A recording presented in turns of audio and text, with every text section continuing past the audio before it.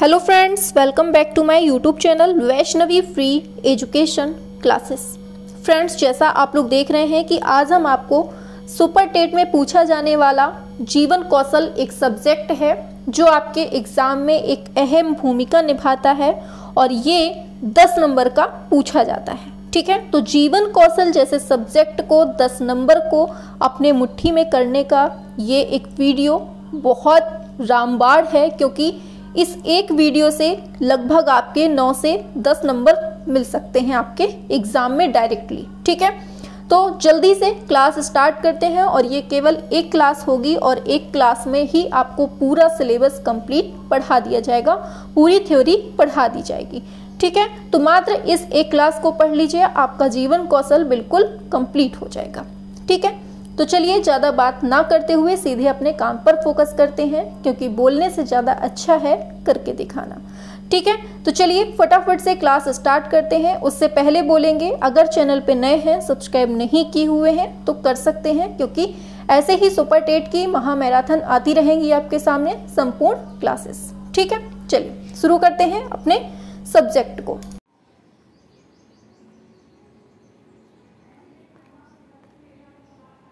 चलिए देखिए, सबसे पहले आपके सामने दिया हुआ है जीवन कौशल। ठीक है, जीवन कौशल को पहले इतना समझ लीजिए, 2 शब्दों में इसको बांट लीजिए। पहला है आपका जीवन और दूसरा क्या है आपका कौशल। ठीक है, तो इन दोनों को बांट लेंगे तो जीवन से संबंधित क्या है अपना, जीवन को क्या बोलते हैं, अपनी लाइफ जो हम रोजमर्रा की लाइफ जी रहे हैं वो हो गया अपना जीवन। और कौशल मतलब कि कुशलता, कि आपके अंदर कितना हुनर है। तो मतलब यही हुआ कि जीवन जीने के लिए आपके अंदर कितना हुनर है, कितनी योग्यता आप रखते हैं कि जीवन जीने में आप कितने माहिर हैं, यही होता है आपका जीवन कौशल। ठीक है, तो जीवन जीने की कला ही क्या कहलाती है, जीवन कौशल कहलाती है। ठीक है, ये बात हो गई नॉर्मली छोटी सी, अभी इसके बारे में और अच्छे से डिटेल में समझेंगे। ठीक है, चलिए शुरू करते हैं अपने टॉपिक को। तो देखिए, सबसे पहले हम देखेंगे शिक्षक के प्रकार।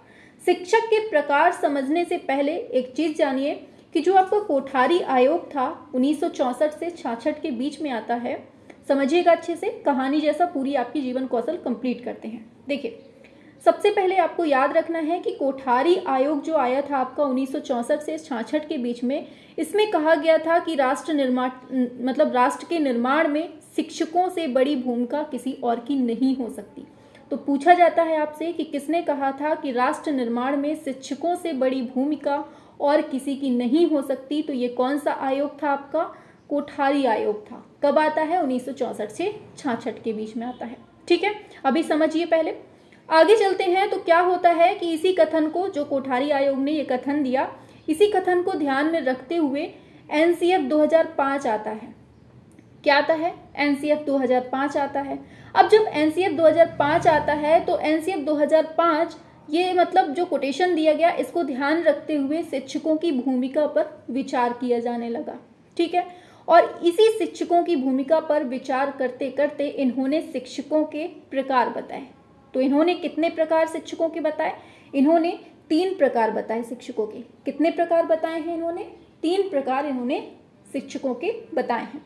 अब कौन कौन से वो प्रकार हैं समझते हैं। पहला नंबर है आपका तानाशाही शिक्षक। कौन सा है, तानाशाही शिक्षक है। ठीक है, दूसरा कौन सा है, प्रजातांत्रिक है। कौन सा, प्रजातांत्रिक शिक्षक हो गया, समझिएगा अच्छे से। तीसरा शिक्षक हुआ आहस्तक्षेपी। क्या हुआ, आहस्तक्षेपी शिक्षक। तो समझ लीजिए तीनों को फटाफट से, ज्यादा टाइम वेस्ट नहीं करेंगे, जितना जरूरी है उतना ही बताया जाएगा आपको। ठीक है, तो पहले हमने देखा तानाशाही। तो तानाशाही कैसा होता है शिक्षक, तानाशाही कह दीजिए या फिर सत्तावादी कह दीजिए, निरंकुशवादी कह दीजिए, तो ये तीनों एक ही प्रकार के शिक्षक होते हैं। मतलब तानाशाही, सत्तावादी, निरंकुश एक ही तरह के शिक्षक होते हैं। इसमें क्या होता है कि जो शिक्षक होता है वो तानाशाह के रूप में भूमिका निभाता है अपनी। कैसा, तानाशाह जैसा, मतलब कि इस जो शिक्षक होता है वो विद्यार्थी के प्रति कोई भी सहानुभूति नहीं दिखाता है। मतलब यहाँ पर शिक्षक हावी होता है बच्चों के ऊपर। ठीक है, ये पहला पॉइंट हो गया। दूसरा आता है प्रजातांत्रिक, इसी को हम लोकतांत्रिक बोलते हैं, इसी को हम बाल केंद्रित शिक्षक बोलते हैं। ठीक है, क्या है?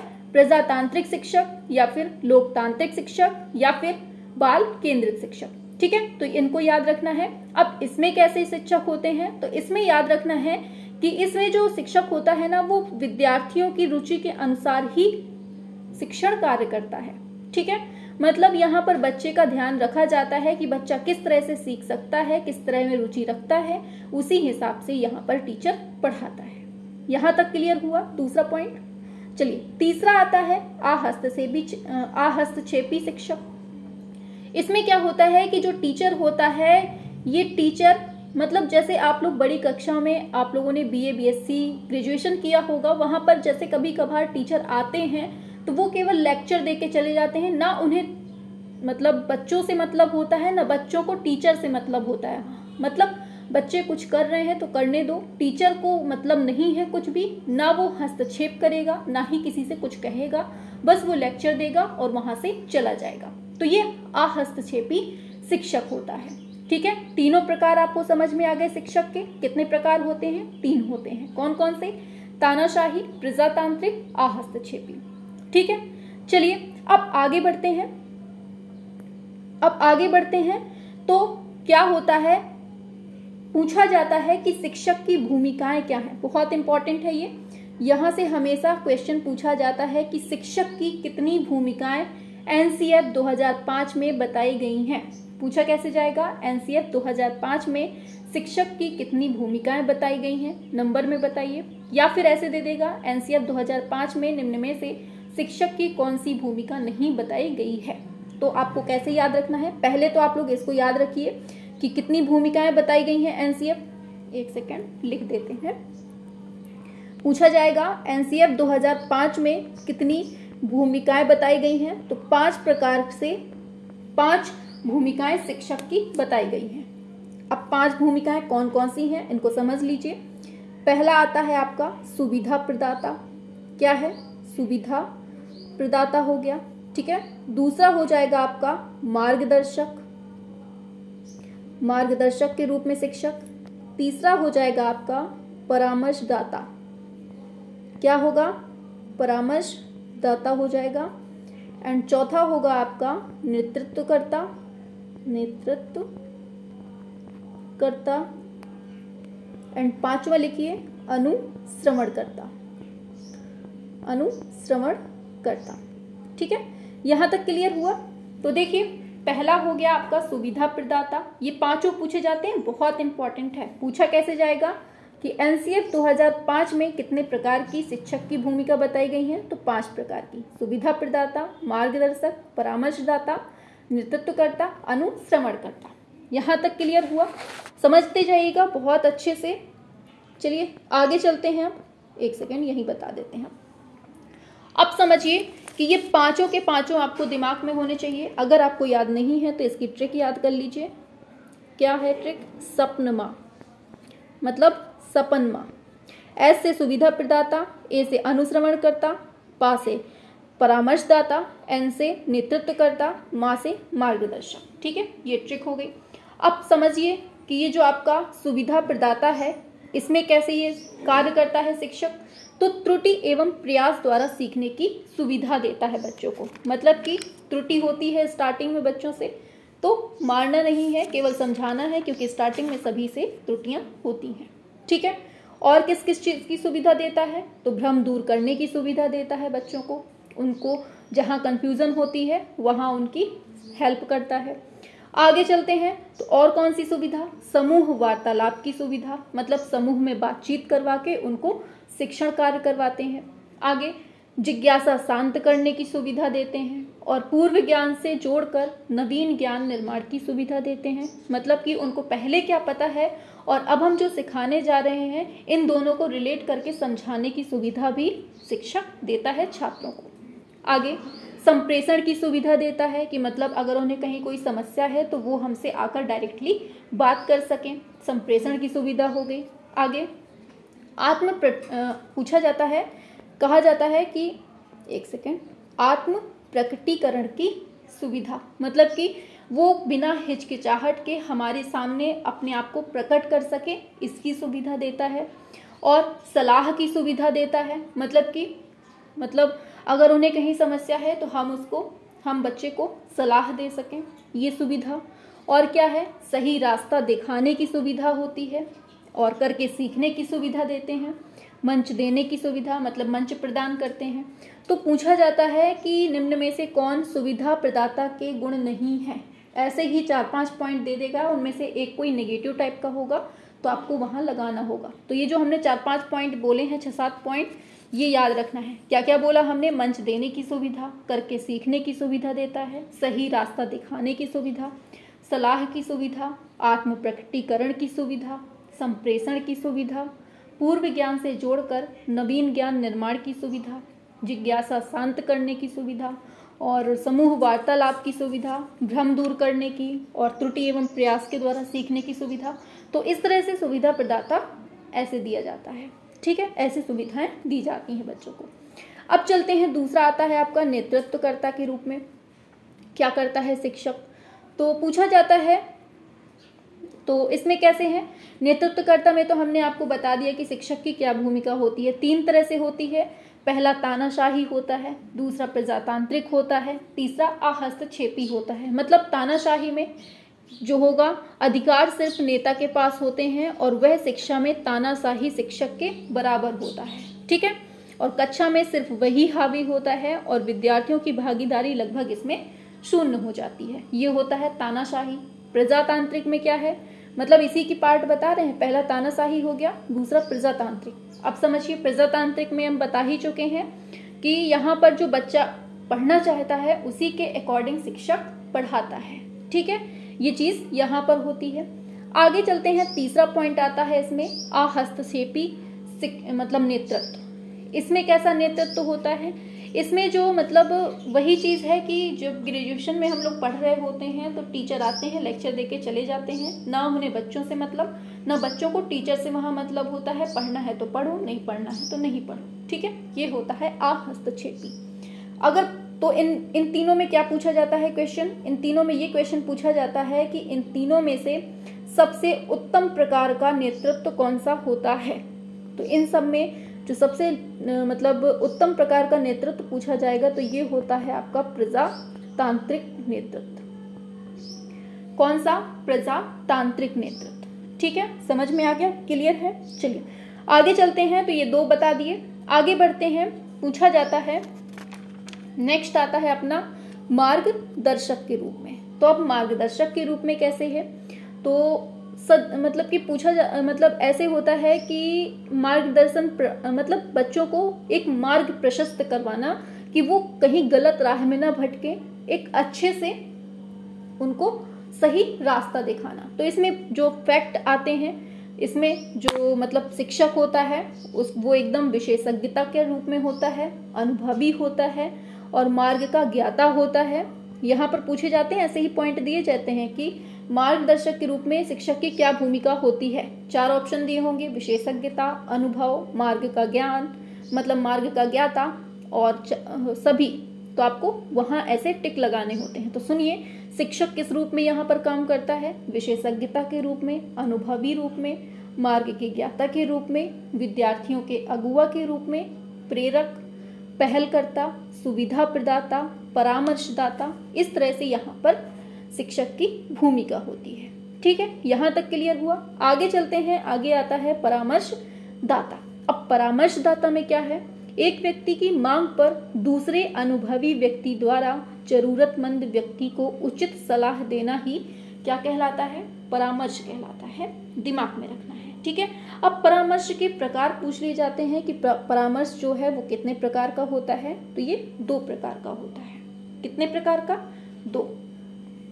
पहला होता है सामूहिक परामर्श, दूसरा होता है व्यक्तिगत परामर्श। ठीक है, अब देखिए पूछा कैसे जाता है कि आधुनिक परामर्श शिक्षा चिकित्सा का जनक कौन है। क्या पूछेगा आपसे कि आधुनिक परामर्श शिक्षा चिकित्सा का जनक कौन है? तो यहाँ लिख देते हैं, इनका नाम है कार्ल रोजर्स। क्या नाम है? कार्ल रोजर्स नाम है। और ये कौन है? आधुनिक परामर्श शिक्षा चिकित्सा के जनक हैं। ठीक है, यहाँ तक समझ में आ गया। अब देखिए परामर्शदाता के रूप में शिक्षक कैसी भूमिका निभाता है, तो यहाँ ये छात्रों का हितैषी के रूप में गोपनीयता रखने वाला होता है, निस्वार्थ बिना किसी पूर्वाग्रह मतलब कि कोई भी धन पैसा रुपया बिना पैसा रुपया लिए हुए सलाह देने वाला होता है, और विद्यार्थी की समस्या समझने वाला होता है, और प्रजातांत्रिक सोच वाला होता है। तो ये कौन होता है? परामर्शदाता के रूप में शिक्षक की भूमिका होती है। अब नेक्स्ट आते हैं अनुश्रवणकर्ता के रूप में। अनुश्रवणकर्ता कह दीजिए या फिर मॉनिटर बोल दीजिए, एक ही बात है। तो इसमें कैसे क्या है कि साधारण अर्थ में अगर देखा जाए, अनुश्रवणकर्ता वह व्यक्ति होता है जो किसी कार्य की देखरेख करते हुए और मार्ग में आने वाली बाधाओं और कमियों को ध्यान में रखते हुए और मतलब उनको दूर करते हुए कार्य को जो सुचारू रूप से करने का काम करता है, वो कौन होता है? अनुश्रवणकर्ता होता है। मतलब कोई समस्या आ रही है, कोई बाधा आ रही है, तो उसको ध्यान में रखकर दूर करता है। ठीक है, ये होता है अनुश्रवणकर्ता का काम। अब यहाँ पर कैसे काम करता है? तो ये प्रतिपुष्टि की तरह काम करता है, निदानकर्ता की तरह, उपचारकर्ता, मानक निर्धारक, आकलनकर्ता, मूल्यांकनकर्ता, पहचानकर्ता, विशेषज्ञ, मतलब ये सभी चीज़ें भूमिका में इनकी आती हैं अनुश्रवणकर्ता के रूप में। ठीक है, तो यहाँ से जो शिक्षक के प्रकार थे वो हमने समझा दिए, शिक्षक के प्रकार समझा दिए, और उनकी जो भूमिकाएं दी हैं एनसीएफ 2005 ने वो बता दी। ठीक है, अब चलते हैं आगे। ये सारा आपका जीवन कौशल एक ही क्लास में आपको कंप्लीट पढ़ाया जा रहा है, और यहाँ पर बिल्कुल इतना शॉर्ट वे में पढ़ाया जा रहा है कि सीधे वही फैक्ट आपके सामने आए जहाँ से क्वेश्चन एग्जाम में पूछा जाता है। ठीक है, इसी वजह से हमने ये वाले टॉपिक उठाए हैं जहाँ से सीधे सीधे क्वेश्चन बनते हैं, जहाँ से हमेशा आपको क्वेश्चन मिलना ही मिलना है। वो टॉपिक हमने पहले रखे हैं, और बाद में जो व्यवसायी है और ये सब हैं इनको थोड़ा हमने बाद में रखा है। ठीक है, चलिए अब आगे चलते हैं। नेक्स्ट कौन सा है? नेक्स्ट आता है आपका अभिप्रेरणा। क्या आता है? अभिप्रेरणा आता है।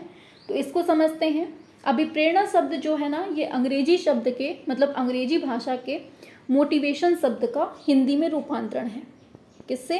अंग्रेजी का कौन सा शब्द है? ये मोटिवेशन शब्द का हिंदी में रूपांतरण है। ठीक है, और ये जो है ना, ये जो मोटिवेशन शब्द है ये भी किससे निकला है? ये आपके लैटिन भाषा के, ये खूब पूछा जाता है, इंपॉर्टेंट है, लैटिन भाषा के मोटिम शब्द से निकला है। किससे निकला है? मोटिम शब्द से। और इसका अर्थ क्या होता है? इसका अर्थ होता है गतिशील करना। क्या होता है?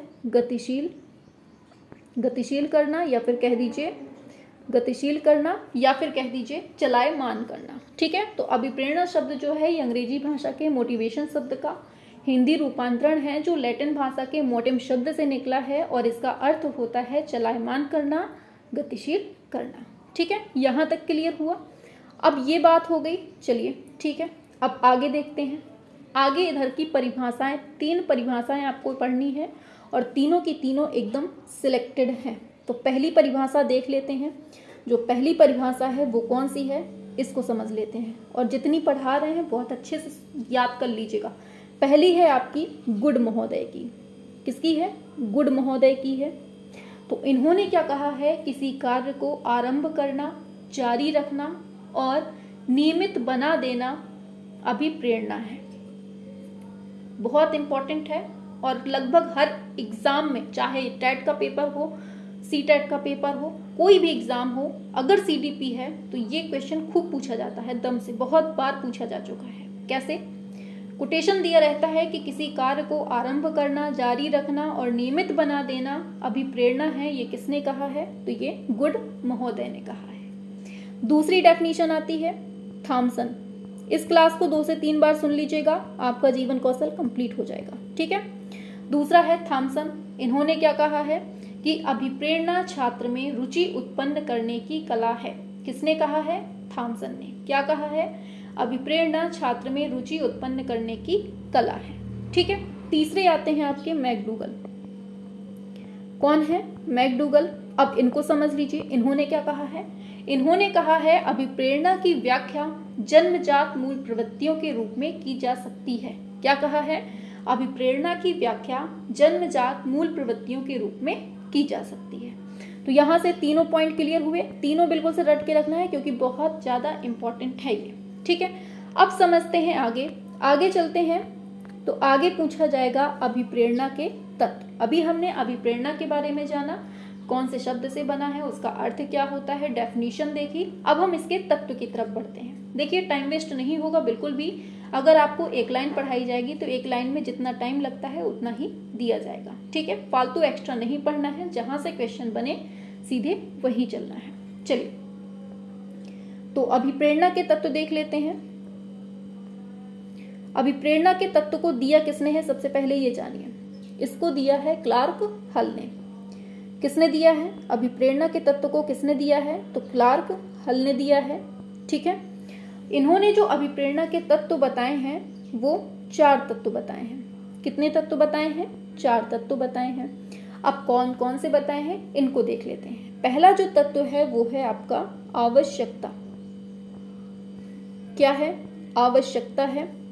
फिर है चालक, फिर तीसरा आता है प्रोत्साहन। फिर चौथा आता है सबलीकरण। क्या आता है, सबलीकरण।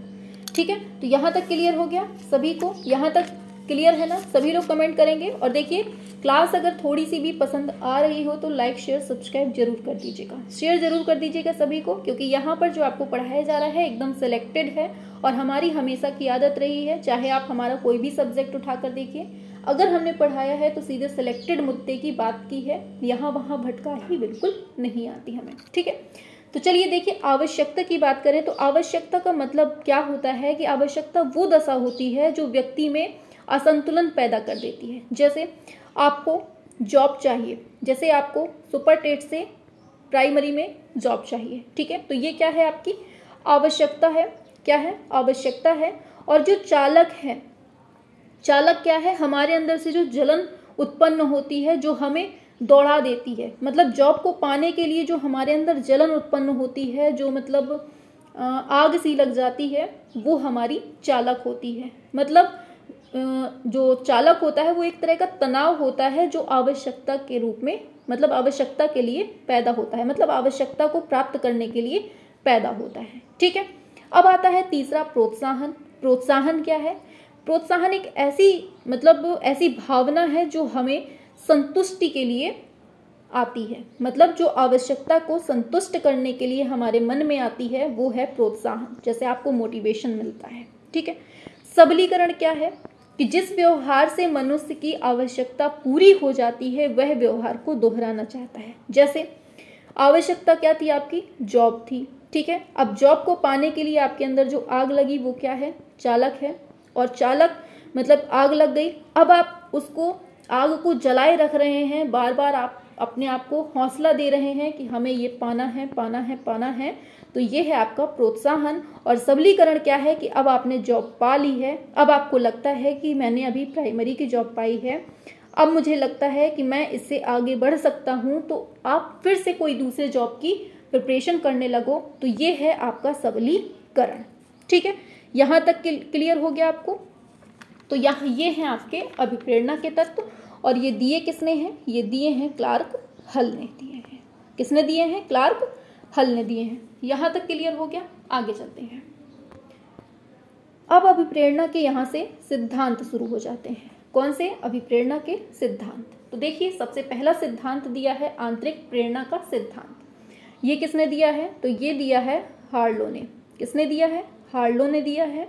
इसमें क्या है, इसमें ऐसा होता है कि जो मतलब हम लोग शुरुआत करते हैं, भले ही शुरुआत में कोई व्यक्ति लालच या पुरस्कार के लिए काम करता है, लेकिन एक टाइम ऐसा आ जाता है कि खुद को आंतरिक रूप से प्रेरित होकर काम करना शुरू कर देता है और वो फिर उसकी आदत बन जाती है। ठीक है, जैसे छोटा बच्चा होता है, उसको जबरदस्ती शुरुआत में स्कूल भेजा जाता है और कुछ टाइम बाद उसकी ऐसी आदत हो जाती है स्कूल की कि अगर उससे मना करो कि आज बेटा स्कूल मत जाओ, तो वो कहता नहीं, मेरे वहाँ छोटे छोटे नए नए दोस्त बने हैं तो मुझे जाना जरूरी है, तो वो आदत पड़ जाती है उसकी। ठीक है, यही सिद्धांत है आंतरिक प्रेरणा का, मतलब कि जब हम खुद से अंदर से प्रेरित हो जाते हैं, ये है। ठीक है, आगे चलते हैं।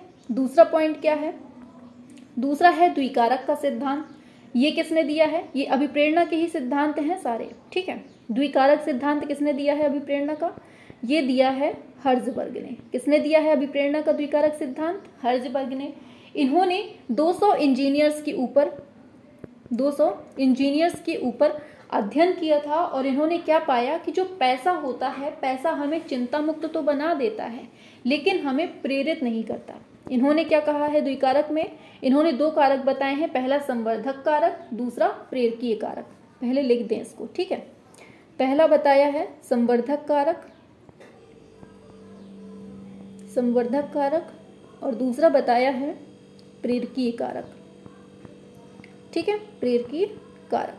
तो इन्होंने क्या बताया है कि जो पैसा होता है ये हमें चिंता मुक्त तो कर सकता है लेकिन हमें प्रेरित नहीं कर सकता। जैसे अगर किसी व्यक्ति को प्रमोशन दे दिया जाए, जैसे आप लोग पीआरटी में टीचर बनते हैं, प्राइमरी में बनते हैं टीचर, ठीक है, आपको प्रमोशन जूनियर का दे दिया जाए, मतलब जूनियर में पढ़ाने के लिए प्रमोट कर दिया जाए, ठीक है। अब आप लोग जब प्रमोशन ले लेंगे तो आपके अंदर एक अलग सी लालसा रहेगी कि हमें और अच्छा काम करना चाहिए जिससे कि हमें इंटर कॉलेज में प्रमोट कर दिया जाए, है कि नहीं। तो मतलब जो आपका पद होता है, जो आपका कार्य होता है, वो आपको, मतलब जो आपका कार्य होता है, जो आपकी पहचान होती है, जो आपका निर्णय होता है, वो आपको प्रेरित करता है। लेकिन अगर आपके पास पैसा ही पैसा है, आपके पास चाहे जितना पैसा हो, लेकिन आपको वो मोटिवेट नहीं करेगा कि हमें इंटर कॉलेज में मिल जाए, हमें ये मिल जाए, वो मिल जाए। मतलब समझ रहे होंगे संवर्धक कारक में क्या आते हैं आपके, पैसा रुपया खूब आता है, मतलब पैसा, संपत्ति, वेतन, ये सब संवर्धक कारक हैं जो केवल आपको चिंता मुक्त बनाते हैं। लेकिन जो प्रेरकीय कारक हैं वो है आपकी पहचान। क्या है, ये है आपकी पहचान, ठीक है। आपको लगता है कि हमारे अंदर जब पहचान होगी तो आप अपने आप से मोटिवेट होने लगते हैं। ये होता है हर्ज़बर्ग का द्विकारक सिद्धांत। आगे चलते हैं, नेक्स्ट है, तीसरा है मनोविश्लेषणात्मक सिद्धांत। इसको किसने दिया है, इसको दिया है सिगमंड फ्राइड ने। किसने दिया है, सिगमंड फ्राइड ने दिया है। चलिए देखते हैं। देखिए क्लास पसंद आ रही हो तो लाइक शेयर सब्सक्राइब करना है, ठीक है, सभी तक पहुंचाना है। अगर किसी के भाई बहन हैं तो उस तक भी पहुंचाना है, क्योंकि इस क्लास में बहुत मेहनत की जा रही है और आगे भी करने वाले हैं, क्योंकि यहाँ से क्वेश्चन पूछा जाना है। हमें पता है 10 नंबर आपके यहीं से मिलने हैं और बिल्कुल फैक्टली मिलेंगे, ठीक है। चलिए चलते हैं। तो सिगमंड फ्राइड का जो मनोविश्लेषणात्मक सिद्धांत है, इन्होंने इसमें 2 चीजें बताई हैं।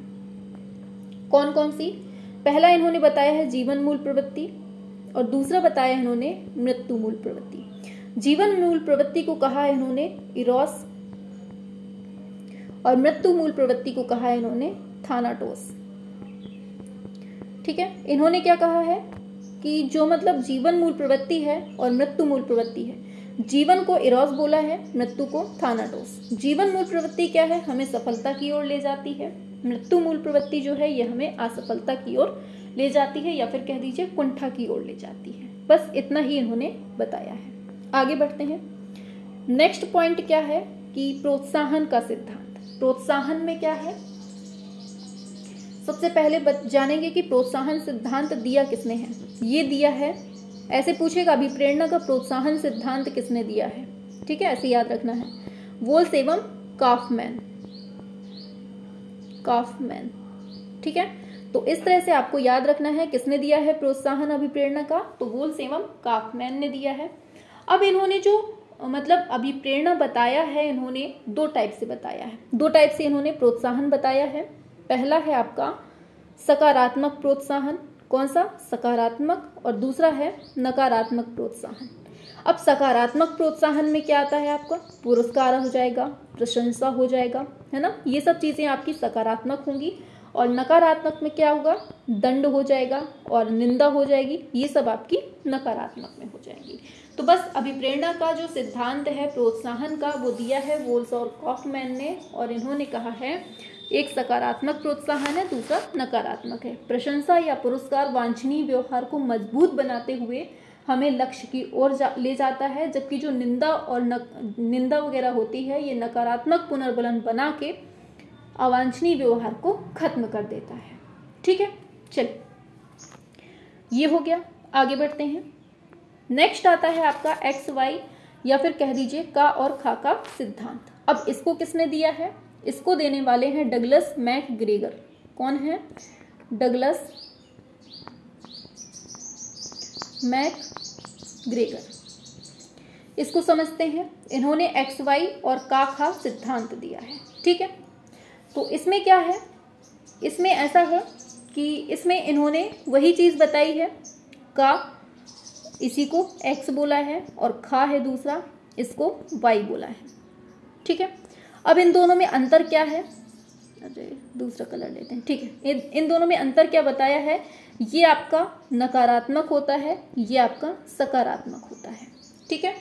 डगलस मैकग्रेगर ने क्या कहा है कि जो का और x होता है ये नकारात्मक होता है या फिर कह दीजिए तानाशाही होता है। मतलब यहाँ पर बच्चे को आलसी बताया जाता है, दंड देना जरूरी बताया जाता है। यहाँ पर क्या बताया जाता है नकारात्मक में? कि बच्चा बहुत आलसी होता है इसलिए उसको दंड देना जरूरी है। लेकिन यहाँ क्या होता है सकारात्मक में? यहाँ पर ये बोला जाता है कि सभी बच्चे सीखने के लिए उत्सुक होते हैं, सिर्फ मार्गदर्शन देना टीचर का काम होता है। तो यहाँ सकारात्मक है, यहाँ नकारात्मक है। क्लियर हुआ? आगे बढ़ते हैं, आगे चलते हैं। तो आगे अब देखिए यहाँ पर कौन सा है? त्रिमांग सिद्धांत, बहुत इंपॉर्टेंट है। किसने दिया है? मैकक्लीलैंड ने दिया है। किसने? मैकक्लीलैंड ने इसका सिद्धांत दिया है, याद रखना है, ठीक है। अब देखिए इसमें क्या है कि मैकक्लीलैंड ने क्या कहा है इधर पे कि प्रत्येक मनुष्य 3 प्रकार की मांगों या फिर प्रेरकों से प्रेरित होता है। जैसे आपने पढ़ा होगा कि मतलब देखिए बताते हैं, समझाते हैं इसको कैसे। इनकी 3 मांगे बहुत इंपॉर्टेंट हैं, इसको याद कर लीजिए। पहला है सत्ता, दूसरा है धन, तीसरा है संबंध। इन्होंने ये 3 मांग बताई हैं त्रिमांग सिद्धांत, ठीक है। ये तीनों मांग बताई हैं और इन्होंने क्या कहा है कि प्रत्येक मनुष्य 3 प्रकार की मांगों या प्रेरकों से प्रेरित होता है। जैसे कोई नेता है तो वो सत्ता में है, ठीक है। नेता है तो वो सत्ता में है, तो उसके पास क्या होगा? पैसा भी होगा और उसके रिश्तेदार भी खूब बनना चाहेंगे, खूब बनना पसंद करेंगे, ठीक है। तो यही 3 चीजें बोली हैं मैकक्लीलैंड ने। इन्होंने कहा है कि प्रत्येक मनुष्य 3 प्रकार की मांगों या फिर प्रेरकों से प्रेरित होता है। वह या तो इन तीनों में से किसी एक से प्रेरित होगा या फिर एक साथ तीनों से। मतलब अगर किसी के पास सत्ता है तो उसके पास ये तीनों चीजें होंगी या फिर वो किसी एक ही चीज से प्रेरित होगा, ठीक है। तो ये चीज त्रिमांग की है। आगे चलते हैं, नेक्स्ट पे चलते हैं। तो अब यहाँ पर पदानुक्रम सिद्धांत है। तो आपने पढ़ा होगा मैस्लो का पदानुक्रम मांग का सिद्धांत, ठीक है। अब इसमें क्या है? सबसे पहले किसने दिया है इसको? तो अब्राहम मैस्लो ने दिया है। किसने दिया है इसको? अब्राहम मैस्लो ने इसको दिया है, याद रखना है, ठीक है। कहाँ के हैं ये आपके अमेरिका के हैं। कहाँ के हैं ये? अमेरिका के हैं, याद रखना है, ठीक है। और ये मतलब इन्होंने मतलब अब्राहम मैस्लो जो है ये अमेरिका के निवासी थे और इन्होंने मतलब मानवतावादी आंदोलन का जनक भी बोला जाता है। इनको क्या कहते हैं हम? मानवतावादी आंदोलन का जनक भी माना जाता है, ठीक है। उनका जो अभिप्रेरणा का सिद्धांत था वो मानवतावादी इसलिए था क्योंकि ये जो फ्रायड ने चेतन, अर्धचेतन, अचेतन मन बताए हैं ना, किसने? फ्रायड ने 3 मन बताए हैं, चेतन, अर्धचेतन, अचेतन। तो जो अचेतन मन है इसके घोर विरोधी कौन थे? अब्राहम मैस्लो थे, याद रखना है। किसके? फ्रायड के अचेतन मन के विरोधी थे, याद रखना है, ठीक है। तो इस तरह से इनका पूछा जाता है। आगे चलते हैं तो पूछा जाता मतलब कहा जाता है कि इन्होंने कहा सभी मनुष्य प्रकृति से अच्छे होते हैं और अपनी सफलता के लिए कठोर परिश्रम करते हैं। बहुत इंपॉर्टेंट है, बहुत ज़्यादा इंपॉर्टेंट है। कोटेशन दे दिया जाता है, पूछा जाता है कि किसने कहा है कि सभी मनुष्य प्रकृति से अच्छे होते हैं तथा अपनी सफलता के लिए कठोर परिश्रम करते हैं। किसने कहा है? तो ये फ्रायड ने कहा है, सॉरी किसने? अब्राहम मैस्लो ने कहा है, ठीक है। आगे बढ़ते हैं। अब इनकी 3 बुक्स हैं बहुत ज़्यादा इम्पॉर्टेंट। पहली बुक से है the theory of human motivation. क्या है? द थ्योरी, लिख देते हैं, द थ्योरी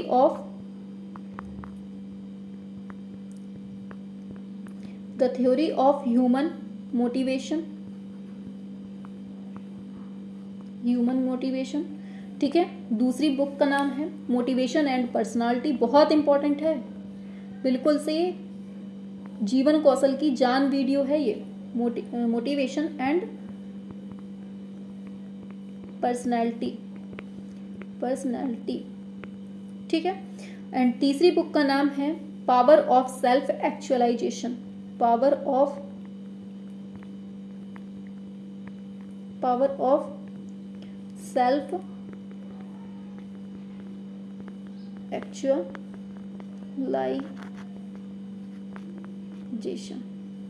ठीक है। तो इस तरह से ये इनकी तीनों बुक्स हैं और तीनों की तीनों बिल्कुल से रामबाण हैं। इनको तीनों को बिल्कुल से याद रखना है आपको।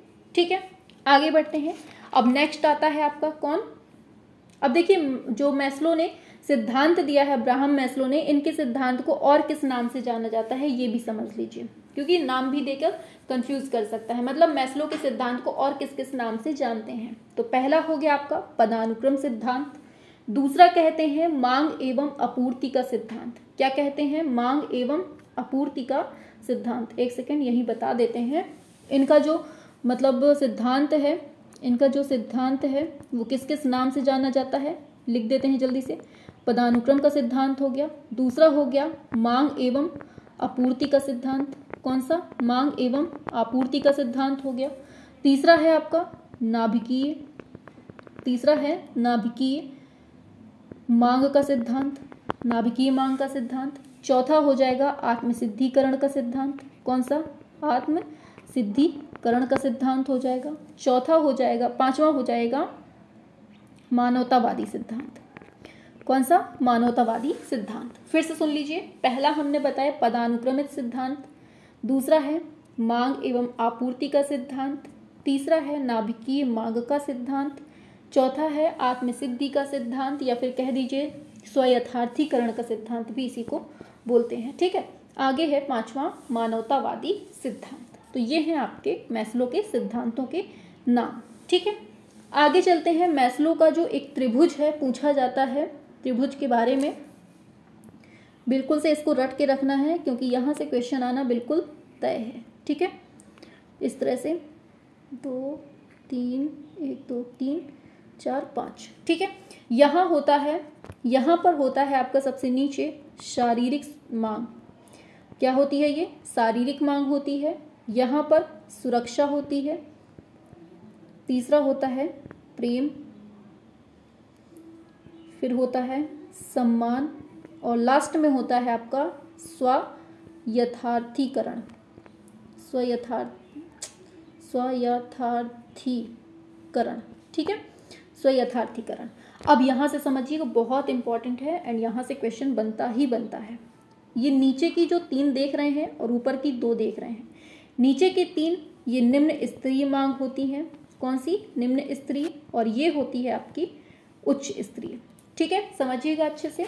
निम्न स्तरीय, उच्च स्तरीय, दोनों समझ में आ गया। अब ये जो है ना, ये बिल्कुल से क्रम से पूछा जाता है, लगाने को क्रम पूछ लिया जाता है। तो आपको कैसे याद रखना है, हम ट्रिक बताते हैं। सासू मांगे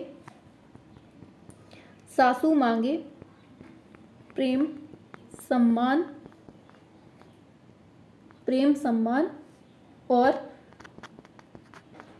अर्थ, ये ट्रिक याद रखनी है। ठीक है, अब सा से हो गया शारीरिक, मतलब शारीरिक मांग हो गई। सु से हो गया सुरक्षा वाली मांग। ठीक है, मांगे हटा दो, मांगे से याद रखना है, ये मांग का सिद्धांत चल रहा है। ठीक है, सा से शारीरिक, सु से सुरक्षा और फिर है प्रेम, तो प्रेम हो गया, प्रेम वाली मांग हो गई। फिर सम्मान हो गई चौथी मांग, पांचवी हो गई अर्थ से यथार्थवादी मांग। तो सासू मांगे प्रेम सम्मान और अर्थ, ये समझ में आ गया। ये पूरे क्रम से पूछे जाते हैं लगाने को, तो यहाँ तक समझ में आ गया होगा। अब चलते हैं अपने टॉपिक की तरफ आगे चलते हैं। तो आगे आता है नेक्स्ट सिद्धांत, विक्टर ब्रूम का प्रत्याशा सिद्धांत। तो किसने दिया है इसको? विक्टर विक्टर ब्रूम ने दिया है। समझ में आया? अब विक्टर ब्रूम ने तो दे दिया, अब इसको समझते हैं। विक्टर ब्रूम का जो ये सिद्धांत है ये दिया था इन्होंने 1964 के लगभग इन्होंने दिया था।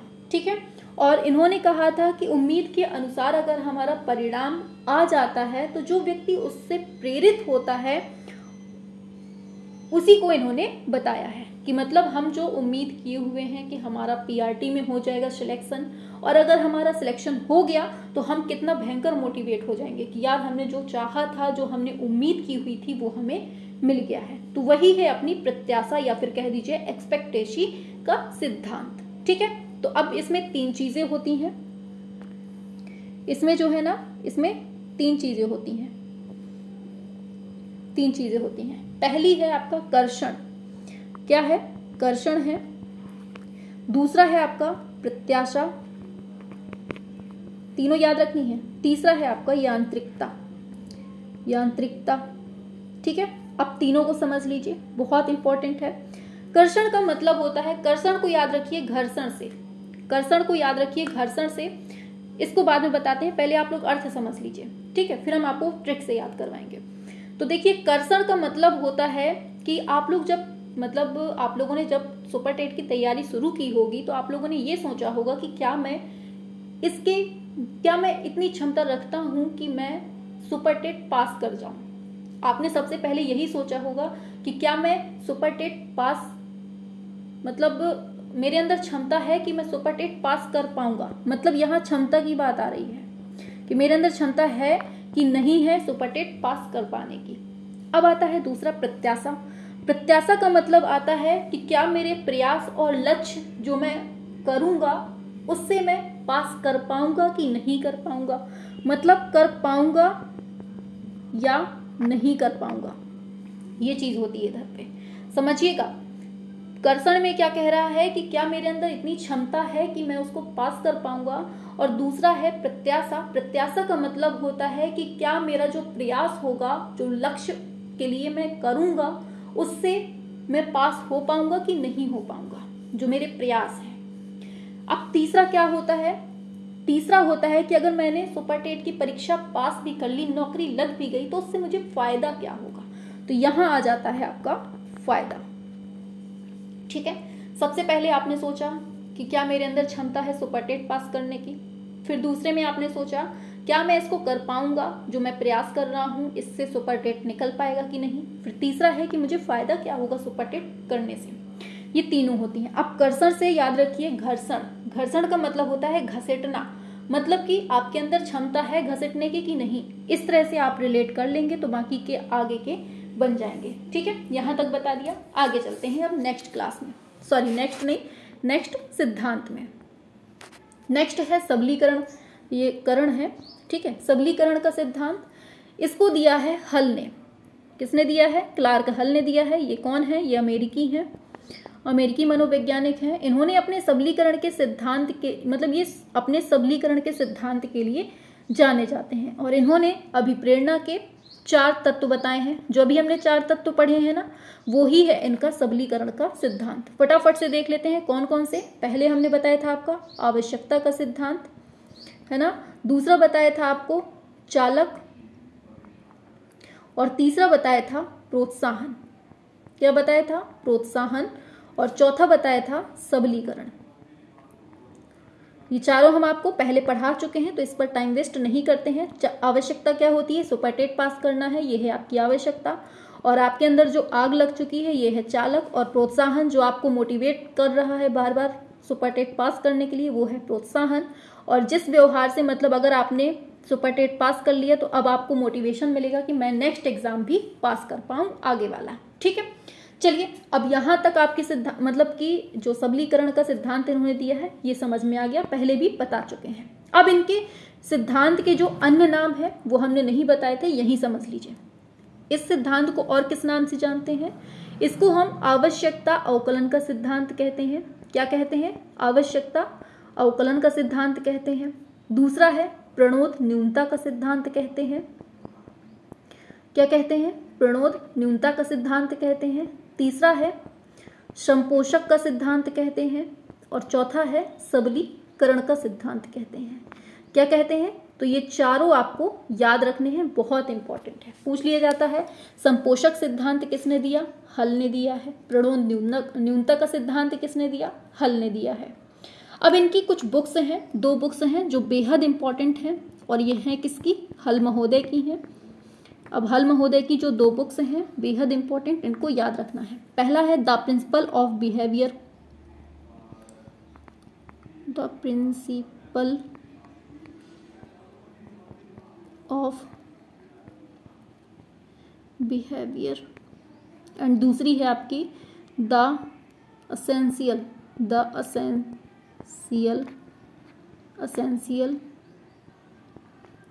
है लिखा है, ठीक है, द असेंशियल ऑफ बिहेवियर, ठीक है। तो ये दोनों आपको याद रखने हैं, तो दोनों के दोनों आपके बेहद इंपॉर्टेंट हैं। यहां तक क्लियर हो गया? ये बुक्स आपको बता दी हैं। चलिए अब चलते हैं आगे की तरफ, नेक्स्ट सिद्धांत पे। अब देखिए ये जो सिद्धांत है आपका ERG सिद्धांत, इसको देने वाले हैं एल्डर्फर। कौन है? एल्डर्फर है, एल्डर्फर, ठीक है। कैसे याद रखेंगे? जो आपका एग होता है, मतलब अंडे को हम लोग एग बोलते हैं ना, लेकिन जो डफर टाइप का इंसान होता है वो एग नहीं बोल पाता है, वो इर्ग बोलता है, मतलब इर्ग बोलता है। तो इर्ग का मतलब ERG का सिद्धांत किसने दिया है? एल्डर्फर ने दिया है। अब इसमें क्या कहा है इन्होंने कहा है ये सिद्धांत एल्डर्फर द्वारा दिया जाता है, और ये काफी हद तक मैस्लो का जो पदानुक्रमित सिद्धांत है उस पर आधारित है। मतलब मैस्लो ने कितनी मांगे बताई थी? 5 बताई थी। अभी हम बता चुके हैं ना पीछे, ये त्रिभुज बताया था ना, 1 2 3 4 5, ये मैस्लो ने 5 जो मांगे बताई हैं, वैसे ही इन्होंने 5 मांगों को 3 मांगों में समेट दिया है। जो 5 किसने बताई थी? मैस्लो ने बताई थी, उन्हीं को इन्होंने 3 मांगों में समेट दिया है। अब वो 3 मांगे कौन कौन सी हैं? पहली है E, दूसरी है R, तीसरी है G, ठीक है। अब E का मतलब क्या होता है? E का मतलब होता है एक्सिस्टेंस, इंग्लिश में ही याद रखिए, ठीक है। क्या है? एक्सिस्टेंस, इंग्लिश में याद रखेंगे तो याद रहेगी, वरना भूल जाएंगे आप लोग। एक्सिस्टेंस हो गया, R से हो जाएगा रिलेटिव, G से हो जाएगा ग्रोथ, ठीक है। इन तीनों को आपको याद रखना है, एक्सिस्टेंस, रिलेटिव और फिर ग्रोथ, ठीक है। अब इनको समझ लीजिए आखिर इनमें है क्या, कौन सी चिड़ियां हैं ये जो हम पढ़ा रहे हैं आपको, ठीक है। तो पहला है एक्सिस्टेंस, इसका मतलब होता है अस्तित्ववादी मांग। ये होती है आपकी अस्तित्ववादी मांग। इसमें होता है जो आपका अस्तित्व बना रहे ऐसी मांग, जैसे आपको रोटी, कपड़ा, मकान ये चाहिए आपको जीवन जीने के लिए। तो मेन जो आपकी बिल्कुल से बुनियादी होती है मांग, वो है आपकी एक्सिस्टेंस में, जैसे रोटी, कपड़ा, मकान हो गया। दूसरी आती है रिलेटिव्स में। रिलेटिव्स में क्या होता है कि सम्मान और रिश्तों की मांग होती है, ठीक है। क्या होता है इसमें? रिलेटिव लोग बनते हैं, ये होता है। तीसरा होता है ग्रोथ। ग्रोथ में क्या होता है कि वृद्धि और विकास की मांग होती है, मतलब इसमें ऊंचाई तक पहुंचने की इच्छा होती है कि हम बहुत ज्यादा ग्रो कर जाएं, ये होता है इसमें। तो ये है आपका अभिप्रेरणा का सिद्धांत। अब आगे चलते हैं नेक्स्ट पर। नेक्स्ट आता है आपका शरीर रचना सिद्धांत। पूछा जाएगा अभिप्रेरणा का शरीर रचना सिद्धांत किसने दिया है? तो ये दिया है मॉर्गन एंड मुरे ने दिया है। किसने? मॉर्गन एंड मुरे ने दिया है। किसकी बात हो रही है? अभिप्रेरणा के सिद्धांत चल रहे हैं आपके, बस खत्म होने वाले हैं, बस लास्ट है ये। अब देखिए इस सिद्धांत में क्या होता है कि अभिप्रेरणा का स्रोत जो है ना, ये बाहरी वातावरण में मौजूद जो आपका उद्दीपक होता है ना, इसको नहीं माना जाता। मतलब कि मॉर्गन और मुरे क्या कहते हैं कि जो हमारा जो व्यक्ति है, जैसे हम हैं, तो हमारे अंदर ही मतलब अभिप्रेरणा का मतलब ये होता है कि हम किसी को देखकर अभिप्रेरित नहीं हो सकते हैं, बल्कि हमारे शरीर के अंदर ही अभिप्रेरणा होती है जिससे हम प्रेरित होते हैं। जैसे खाना रखा है हमारे सामने, तो खाना देखकर हम प्रेरित नहीं होते हैं, बल्कि हमारे मतलब कहा जाता है कि अभिप्रेरणा का स्रोत जो होता है वो बाहरी वातावरण में मौजूद उद्दीपक नहीं होता है, बल्कि हमारा शरीर ही होता है। जैसे उदाहरण में दे दिया जाए, अगर हमें भूख लगी है तो भूख एक प्रेरक है जो यह शरीर को महसूस होता है, ना कि उद्दीपक। ये जो मतलब आपका भोजन रखा है इसको महसूस नहीं होगा, मतलब हमारे शरीर को महसूस होता है। तो भूख एक प्रेरक है ना, हमारे शरीर को हुआ, तो बस यही चीज़ है, ठीक है। आगे चलते हैं। और मॉर्गन और मुरे ने ये भी बताया कि हमारे शरीर को हमारी अभिवाही ग्रंथियां जो हैं, इसको समझिएगा, ये पूछा जाता है क्या है, अभिवाही ग्रंथियां। अभिवाही ग्रंथियां जो होती हैं ये हमारे शरीर को संदेश भेजती हैं। क्या देती हैं? संदेश भेजती हैं। जो हमारी इंद्रियों से पैदा होता है, और हमारी इंद्रियों से जो संदेश पैदा होता है वो अभिवाही ग्रंथियों के द्वारा जाता है, और उसके बाद जो प्रक्रिया हो जाती है, उसके बाद जो परिणाम आता है वो कौन सी ग्रंथियों से? अपवाही ग्रंथियों से। अपवाही ग्रंथियों से हमारा परिणाम आता है। ठीक है, जैसे हमें भूख लगी तो ये हमारा संदेश भेजेगा कौन? अभिवाही ग्रंथियां, और हम खाना खा लेंगे, संतुष्ट हो जाएंगे, ये है अभिवाही ग्रंथियां। ठीक है, क्लियर हो गया। अब चलते हैं आगे। एक सेकेंड, इसको चलने से पहले एक पॉइंट और लिख लीजिए क्योंकि ये इंपॉर्टेंट है। पूछा जाता है, प्रोत्साहन का ही है, कि बच्चों को कैसे प्रोत्साहित किया जाता है, बच्चों को कैसे प्रेरित करें। प्रेरित कैसे करना है बच्चों को, ये कुछ पॉइंट हैं, इनको याद कर लीजिए, बहुत इंपॉर्टेंट है क्योंकि यहाँ से क्वेश्चन पूछा जा सकता है। जैसे बच्चों को कैसे प्रेरित करेंगे, तो पहले हम प्रोत्साहित कर देंगे तो बच्चा प्रेरित हो जाएगा। रुचि अगर उसकी जान लेंगे तो रुचि के द्वारा, पूर्व ज्ञान से जोड़कर, भ्रम दूर करके, प्रकटीकरण का मौका देकर, तत्परता लाकर, जीवंत उदाहरण देकर, उचित शिक्षण विधि के द्वारा, वातावरण के प्रजातांत्रिक द्वारा, और जिज्ञासा शांत करके। ठीक है, तो इस तरह से जो हमने आपको ये पॉइंट बताए हैं, इन सभी से हम बच्चों को प्रेरित कर सकते हैं। अब चलिए, अब देखिए, अभिप्रेरकों के जो हमने ये प्रकार बताए हैं, इनमें से पहला है मैस्लो, दूसरा है थॉमसन, तीसरे हैं गैरेट। अब इनको देख लीजिए। इन्होंने जो अभिप्रेरकों के प्रकार बताए हैं, बहुत पूछे जाते हैं, बहुत भयंकर तरीके से इंपॉर्टेंट है। पूछा जाता है मैस्लो ने अभिप्रेरकों के कितने प्रकार बताए हैं, तो इन्होंने 2 बताए हैं। कौन कौन से? पहला है जन्मजात, दूसरा है अर्जित। दूसरा क्या है? अर्जित। ठीक है, थॉमसन ने कितने बताए हैं? इन्होंने भी 2 बताए हैं। कौन कौन से? पहला है प्राकृतिक, दूसरा है कृत्रिम। क्या है? दूसरा कृत्रिम। फिर तीसरे हैं गैरेट, इन्होंने 3 बताए हैं। 3 कौन कौन से? पहला है जैविक, दूसरा है मनोवैज्ञानिक एंड तीसरा है आपका सामाजिक।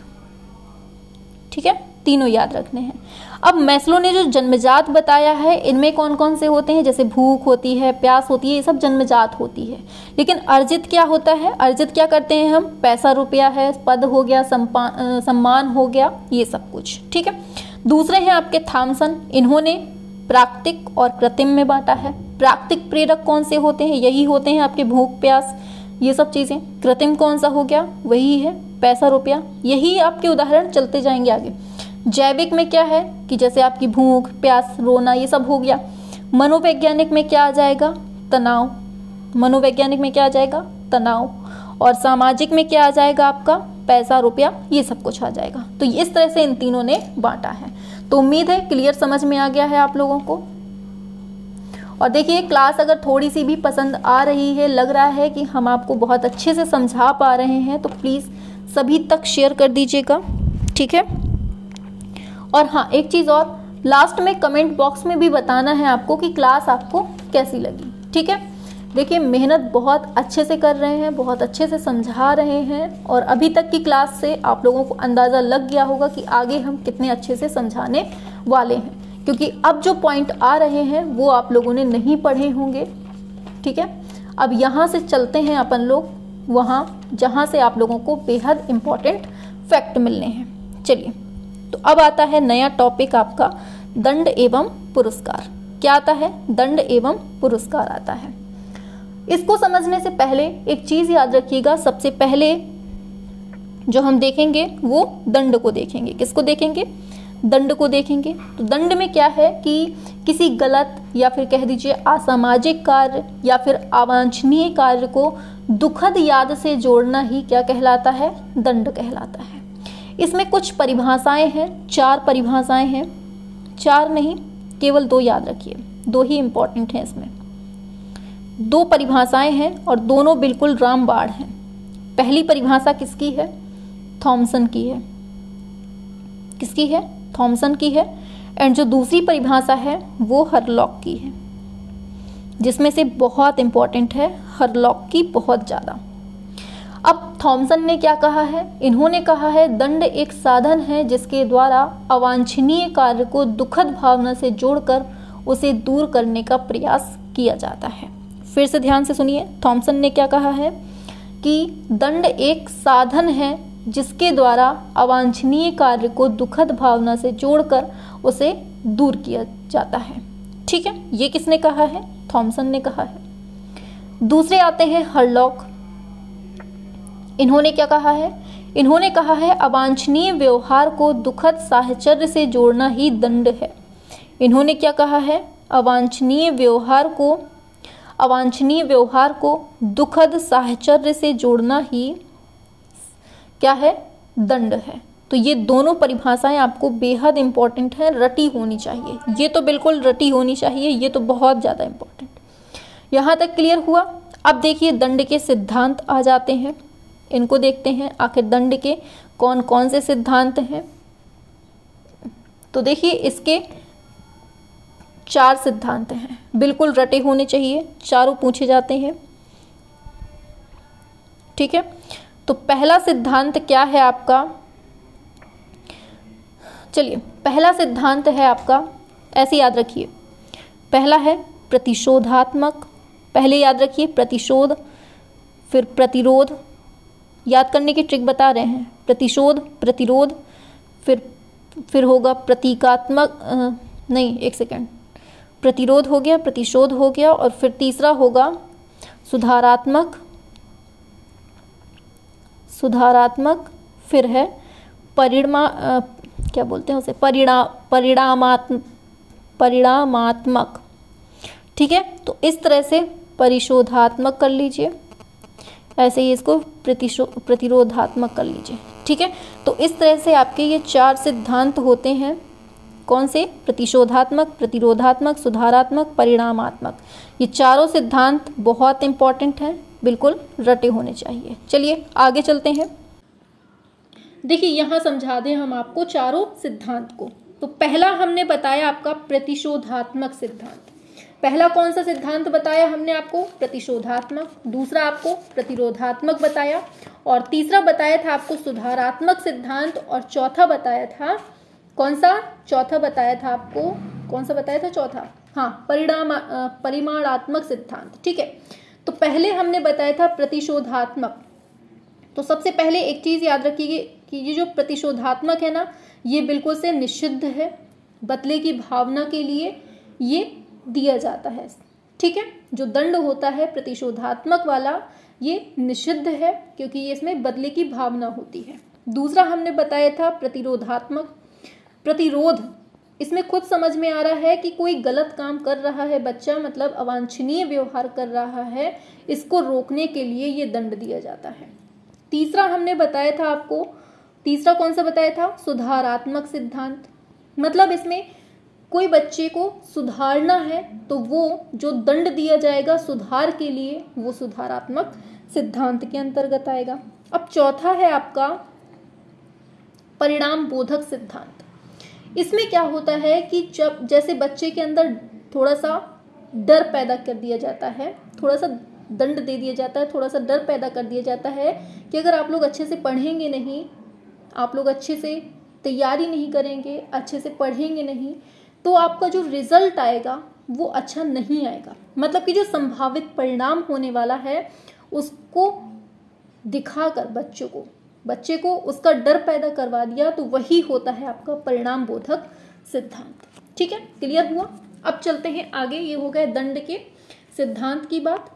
आगे चलते हैं, तो अभी इसी में बता देते हैं, समझा देते हैं। इसी में एक चीज याद रखिएगा, दंड के प्रकार पूछ लिए जाते हैं कि दंड के कौन कौन से प्रकार होते हैं। ये सिद्धांत थे, सिद्धांत बहुत पूछे जाते हैं। कितने सिद्धांत हैं? चारों हैं, चारों याद होने चाहिए। अब प्रकार की बात करते हैं, कितने प्रकार होते हैं। तो पहला होता है शारीरिक दंड, दूसरा होता है आर्थिक दंड, मानसिक दंड, मनोवैज्ञानिक दंड, सामाजिक दंड, वैधानिक दंड। तो ये चीज़ आपको पता होगा। तो इस तरह से दंड भी पता चल गए आपको। अब देखिए, दंड देते समय जो ध्यान देने योग्य बातें होती हैं वो कौन कौन सी होती हैं। तो अपराध के अनुरूप हो दंड, एक अपराध के लिए केवल एक ही दंड देना चाहिए, दंड देते समय गंभीर रहना चाहिए और पक्षपाती दंड नहीं देना चाहिए, ध्यान रखना है, ठीक है। और शारीरिक दंड हो सके तो बिल्कुल ना दें और समय अनुकूल दंड दें। ऐसा नहीं कि बच्चे ने परसों के दिन कुछ दंड मतलब कुछ गलत काम किया है, आप 2 दिन बाद उसको दंड दे रही हैं। तुरंत देना चाहिए, तुरंत समझाना चाहिए, ठीक है। और बालक की क्षमता के अनुसार दंड दें। ऐसा नहीं कि उसने पेन चुरा लिया तो उसको फांसी की सजा दे दी जाए, ठीक है। दंड अनुरूप होना चाहिए।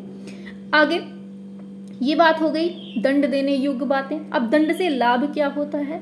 लाभ होता है कि अनुशासन में रहता है बच्चा, अन्य विद्यार्थियों के लिए सबक हो जाता है और अवांछनीय व्यवहार पर रोक लग जाती है, ठीक है। इस तरह से ये होता है।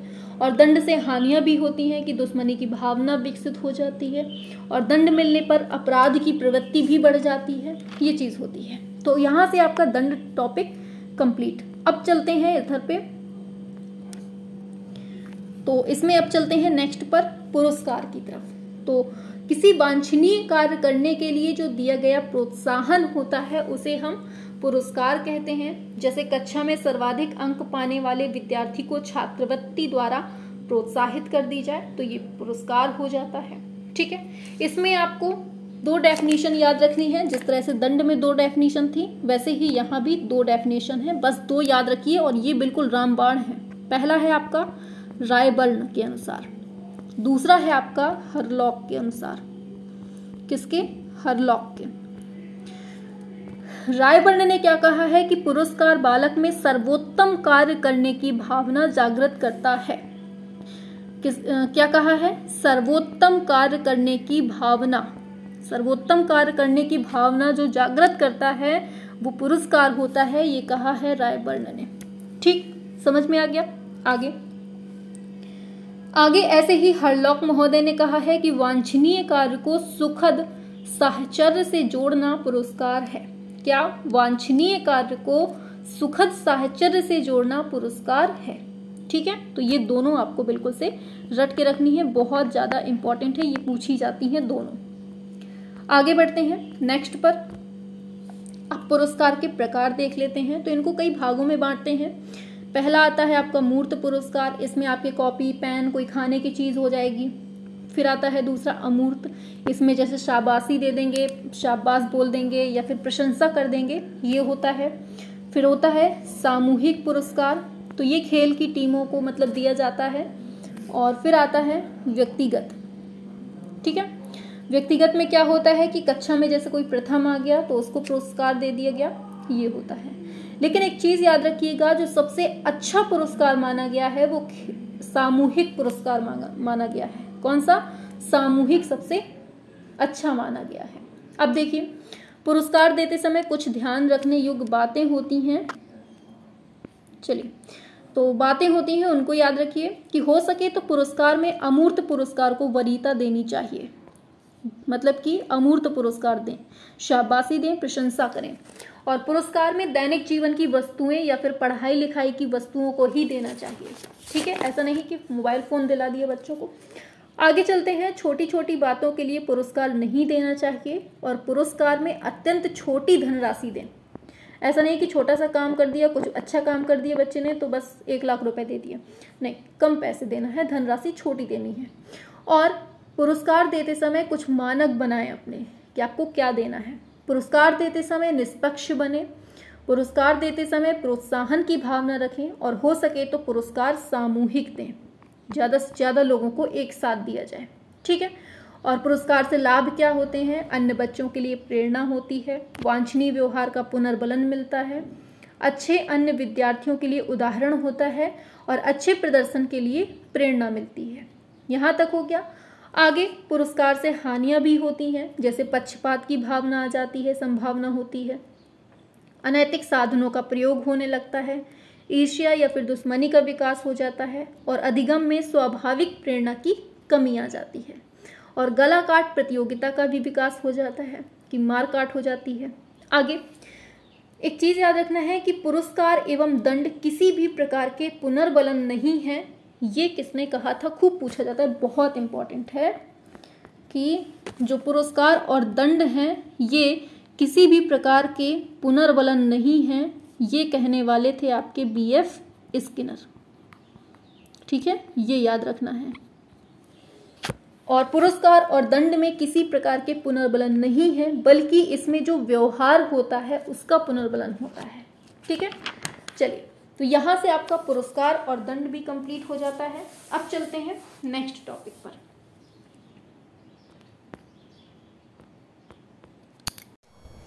अब देखते हैं व्यावसायिक आचरण और नीति। यहाँ से आपको बहुत कंफ्यूजन होती है, और यही 2-3 टॉपिक होते हैं आपके लास्ट के, जहाँ आप लोगों को पढ़ने को नहीं मिलता है। कहीं टॉपिक आपको समझ में नहीं आते हैं, कहीं आपसे कुछ दिक्कत हो जाती है। तो यही है आपके मेन टॉपिक जीवन कौशल के, जो आप लोग नहीं पढ़े होते हैं।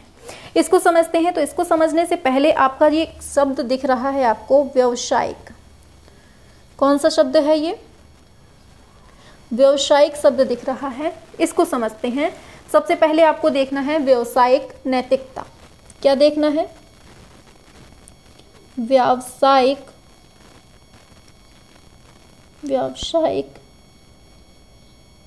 नैतिकता। ठीक है, बस अब इसको समझिएगा यहाँ से, क्योंकि कंफ्यूजन बहुत होती है।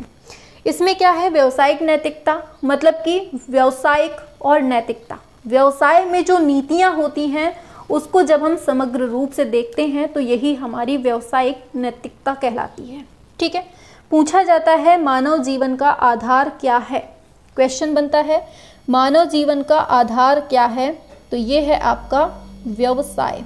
क्वेश्चन पूछा जाएगा कि मानव जीवन का आधार क्या है, व्यवसाय है। मतलब अगर मानव जीवन को अपना जीवन व्यतीत करना है तो कोई ना कोई व्यवसाय उसको करना पड़ेगा, चाहे वो प्राइवेट सेक्टर में करे या फिर गवर्नमेंट सेक्टर में, कोई ना कोई व्यवसाय उसको करना होगा। ये हो गया। पूछा जाता है व्यावसायिक नैतिकता पर जो चर्चा हुई है वो कब हुई है। यहाँ से क्वेश्चन बन रहे हैं डायरेक्टली। यहाँ पर जो चर्चा हुई है ये आपकी 1980 से 90 के बीच में व्यावसायिक नैतिकता को देखने को मिलता है। ठीक है, आगे व्यावसायिक नैतिकता कितने प्रकार की होती है, तो ये आपकी 2 प्रकार की होती है। कितने प्रकार की होती है व्यावसायिक नैतिकता? 2 प्रकार की होती है। पहली होती है प्रामाणिक। क्या होती है? प्रमाणित होती है। दूसरा होता है वर्णनात्मक। ठीक है, अब समझिए कैसे पूछेगा इसमें। हाँ, पहली है प्रमाणित, दूसरी है वर्णनात्मक। तो प्रमाणित का मतलब होता है जिसे हम दिखा सकें, वह नीति जिसे हम दिखा सकते हैं। जैसे आपको प्रमाण पत्र मिलता है, सर्टिफिकेट मिलता है, ये हम आपको दिखा सकते हैं कि हमको ये प्रमाणित किया गया है। लेकिन वर्णनात्मक क्या होता है? कोई टीचर आकर आपको लेक्चर दे जा रहा है, आप कैसे दिखा सकते हैं कि उसने कौन सा लेक्चर दिया? तो वही जो शिक्षा होती है, पूछा जाता है, बहुत इंपॉर्टेंट है कि शिक्षा कौन सी नैतिकता में आती है, कौन सी व्यावसायिक नैतिकता में शिक्षा को रखा गया है। तो ये रखा गया है वर्णनात्मक नैतिकता में शिक्षा को रखा गया है। ये चीज दिमाग में रखना है। ठीक है, इंपॉर्टेंट है। आगे एक फैक्ट है जो बहुत पूछा जाता है, CSR। इसका पूरा नाम पूछा जाता है। इसका पूरा नाम क्या है? C से होता है कारपोरेट, S से होता है सोशल, R से होता है रिस्पॉन्सिबिलिटी। क्या है? C से कारपोरेट, S से हो गया सोशल,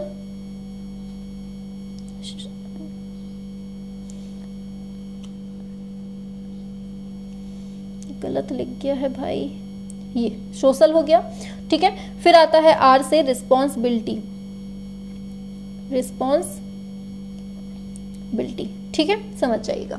तो इनका पूरा नाम पूछा जाता है। CSR का क्या होता है? तो कारपोरेट सोशल रिस्पॉन्सिबिलिटी इसका पूरा नाम होता है। ठीक है, आगे बढ़ते हैं। और ये क्या होता है CSR? ये व्यवसाय जगत की नैतिक जिम्मेदारी ही CSR होती है। ठीक है, अब चलते हैं, पूछा जाता है कि शिक्षा में कौन सी नैतिकता पाई जाती है, तो बता चुके हैं वर्णनात्मक नैतिकता पाई जाती है। और एक चीज़ याद रखिएगा, बहुत ज़्यादा इम्पॉर्टेंट है, बहुत ज़्यादा पूछा जाता है कि 1976 में एक आते हैं महोदय जिनका नाम है मिल्टन फ्रीडमैन, बहुत इम्पॉर्टेंट है। मिल्टन फ्रीडमैन ने 1976 में एक कलाकारी की थी। क्या की थी? अर्थशास्त्र में इनको नोबेल पुरस्कार मिलता है। नोबेल पुरस्कार मिलता है 1976 में, कौन से सब्जेक्ट में? अर्थशास्त्र में मिलता है। ठीक है, अर्थशास्त्र में मिलता है। लेकिन क्या होता है, ये हैं कौन? इनकी एक करतूत है कि इन्होंने, मतलब ये एक ऐसे मात्र प्रसिद्ध विद्वान हैं जिन्होंने व्यावसायिक नैतिकता को विरोधी कहा, मतलब कि विरोधी हैं एक तरह से। जो आपकी व्यावसायिक नैतिकता है इसके विरोधी कौन है? तो ये आपके मिल्टन फ्रीडमैन है। तो पूछा कैसे जाता है कि एकमात्र ऐसे प्रसिद्ध विद्वान कौन हैं जो व्यावसायिक नैतिकता के खिलाफ हैं? तो कौन है? मिल्टन फ्रीडमैन है, बहुत इंपॉर्टेंट है। आगे चलते हैं। आगे पूछा जाएगा भारतीय कॉपीराइट अधिनियम कब आता है? तो कॉपीराइट अधिनियम कब आता है? ये आपका 1956 से 57 के बीच में आता है, ये भी दिमाग में रखना है। ठीक है, अब देखिए आगे चलते हैं, रुक जाइए, इनको बाद में, पहले इनको समझिए। 1956-57 में कॉपीराइट अधिनियम आता है और पूछा जाता है पेटेंट क्या होता है। तो समझिएगा, यहाँ से आपके एग्जाम में बहुत पूछा जाता है पेटेंट क्या होता है। पेटेंट क्या है ना, किसी कंपनी द्वारा बनाया गया जो उत्पाद होता है या फिर सेवा होता है उसका मालिकाना हक होता है। पेटेंट क्या है? ये एक मालिकाना हक होता है। ठीक है, ऐसे ही आता है ट्रेडमार्क, ये बहुत पूछे जाते हैं। ट्रेडमार्क हो गया, ये क्या है? तो इसमें याद रखना है ट्रेडमार्क एक चिन्ह होता है जिसके द्वारा एक कंपनी को बाजार में पहचाना जाता है, मतलब एक तरह का लोगो होता है। ठीक है, हॉलमार्क की बात की जाए, क्या है हॉलमार्क? किसमें होता है? तो ये सोने में लगा होता है, मतलब सोने का जो एक मानक होता है ना, वो आपका हॉलमार्क होता है। जबकि कैरेट अगर कैरेट पूछता है तो ये सोने की शुद्धता का मानक होता है, ये शुद्धता का मानक होता है, जबकि ये सोने का मानक होता है। आगे बढ़ते हैं, आगे आता है एग मार्क। एग मार्क क्या है? तो ये खाने पीने की जो वस्तुएं होती हैं, चीज़ें होती हैं, उसका मानक होता है। ठीक है, और एक और चीज़ याद रखनी है बेहद इम्पॉर्टेंट, कि जो आप लोग देखते होंगे एक वर्ग होता है, एक सेकंड बता देते हैं, एक वर्ग होता है, उसके अंदर एक लाल रंग से वृत्त होता है, एक दूसरा वृत्त होता है, मतलब वर्ग होता है, उसके अंदर हरे रंग से ये होता है। तो पूछा जाता है कि ये किसका प्रतीक है और ये किसका प्रतीक है।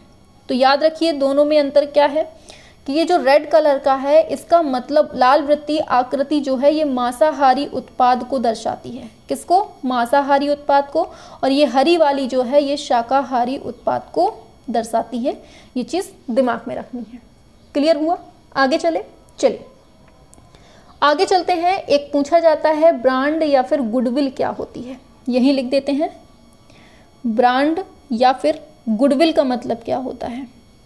ये सारे क्वेश्चन आपके व्यावसायिक जगत से हैं, ठीक है, एग्जाम के लिए इंपॉर्टेंट है। क्लास कैसी लग रही है सभी लोग कमेंट में बताना है, ठीक है। लास्ट में हम आपको क्वेश्चंस भी करवा देंगे कुछ।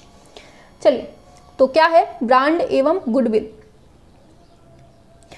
देखिए ये कोई मूर्त उत्पाद नहीं है, जब बल्कि ये जो है ना कंपनी के द्वारा जो कई सालों में संतुष्ट ग्राहक बने होते हैं उनका संतुष्टि का स्तर होता है ब्रांड या फिर गुडविल। मतलब कि आपने जो आपका उत्पाद है या फिर दुकान है आपकी, मतलब मान लीजिए आपकी दुकान है, ठीक है, आपकी दुकान में कितने ग्राहकों ने मतलब लेना शुरू कर दिया है, कितने ग्राहक आपकी दुकान में बिल्कुल से बंध गए हैं कि मतलब वो कहीं दूसरी दुकान में नहीं लेते हैं, केवल आपकी ही दुकान में हमेशा लेने आते हैं।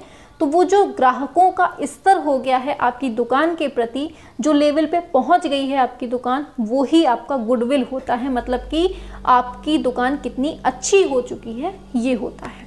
क्लियर हुआ? आगे चलते हैं, पूछा जाता है कोड ऑफ कंडक्ट क्या होता है। नेक्स्ट है आपका, यहां लिख देते हैं कोड ऑफ कंडक्ट, ये क्या होता है। ये सारी शब्दावलियां पूछी जाती हैं, इंपॉर्टेंट है।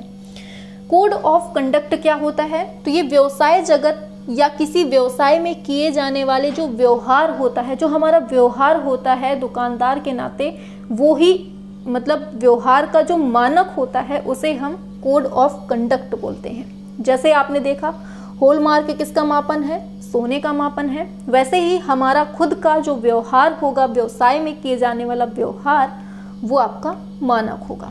ठीक है, यहाँ तक जो शब्दावलियाँ थी कंप्लीट समझ में आ गई होंगी। चलिए आगे चलते हैं। अब आता है आपका, इसको देख लेते हैं। चलिए अब आता है व्यवसायिक नैतिकता के तत्व। इनमें कौन कौन आते हैं, तो इसमें जैसे आपकी ईमान, जो भी देखिए जब आप दुकान में बैठेंगे तो जो जो आपके अंदर गुण होंगे ना, वो ही व्यवसायिक नैतिकता के तत्व होंगे। जैसे आपके अंदर ईमानदारी होनी चाहिए, पारदर्शिता होनी चाहिए, जवाबदेही, अहिंसा, अस्तेय, भाईचारा, प्रदूषण नियंत्रण करने वाले हों, ऐसा नहीं कि दुकान में बैठे हैं खूब धुआं फैलाए हैं, और धोखाधड़ी नहीं होनी चाहिए, वचन पालन होना चाहिए, समय पालन, मानवता, सत्य आचरण, बाल श्रम विरोध, यौवन शोषण और कर्तव्य परायणता, वफादारी, दया, सहानुभूति, समानुभूति,